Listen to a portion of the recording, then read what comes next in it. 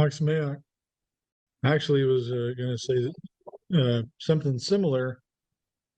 My wife and I, and then my in-laws and Raquel, were all doing DNA genealogy, and to me, it's really fascinating. It's kind of addicting that you can kind of get lost in it. But I got my DNA profile back, and Eliana did as well. And what's interesting in it is they have something called traits. So they're saying that according to the DNA, they can that you've got certain traits that you lean toward. And what's interesting in this Torah portion, when Hashem gives the Ten Commandments, when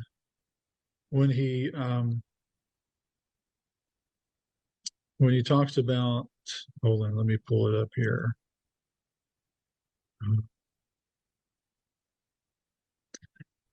He says, Hashem speaking to he's speaking to the entire nation, right, through the tongues of fire and so forth.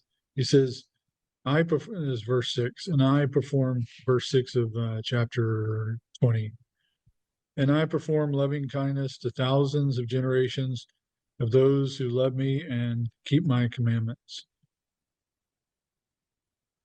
And the previous verse is, you shall neither prostrate yourself before them, speaking of idols, for I, Hashem, your God, am a zealous God who visits iniquity on the fathers, upon the sons, upon the third and fourth generation of those who hate me.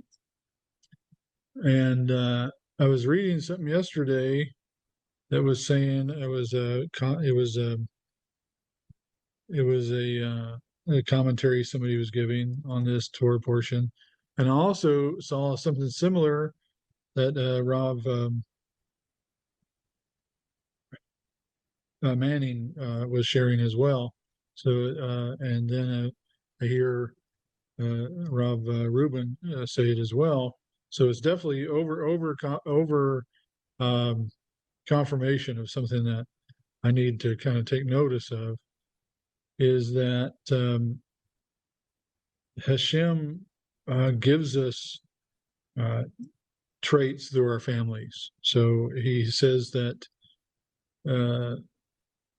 the things that I'm doing wrong, or the things that I have either inherited or whatever, it's going to last to Bezrat Hashem, last to my grandchildren or my great-grandchildren. And we were discussing with Raquel, Ruthie, this week about when we were discussing the traits. And it's things like, does cilantro taste good to you? And, are you good at sports? And, so just kind of little fun things like that. Do you taste bitter food? Are you able to withstand heat? These types of things. But we've also known that, science has said that, you can pass on negative traits. Are you susceptible to alcoholism? Stuff like that, which the sages and Moshe didn't know about DNA back then, but what's good is that there's a double blessing here in the giving of the Torah. And it's saying, okay, yes, you're going to have to live with the consequences of your actions, and you're going to pass it on to your children and your children's children.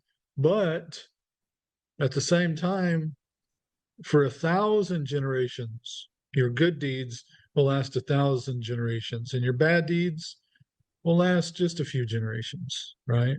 So that's the hope, is that our good deeds outshine our bad deeds. And even as as we were discussing with Raquel, is yes, we have these traits that are passed down. The famous one in our society now is this is just the way I was created. I can't help it. And it only works for certain things. If somebody goes around and hurts people, they can't say, well, that's just my predilection. I just feel like going around hitting people. That wouldn't be acceptable. But certain things are, But anyways, that's another topic. But what's interesting though is that our traits don't define us. They can kind of give us a slate, right? But if we're surrounded, for instance, there was one in there that said, based on your DNA, you don't play an instrument, right? Well, what happens if that's your slate, but you're surrounded by a family of musicians, and they've got, and they say you need to play an instrument, you can be more inclined with your family, that you're going to play an instrument, right? So it's a dichotomy of both worlds, and there's hope that even though we inherit the sins of our fathers, but they're not forever, right? So Baruch Hashem, it's uplifting to me. It's a good insight. Hawks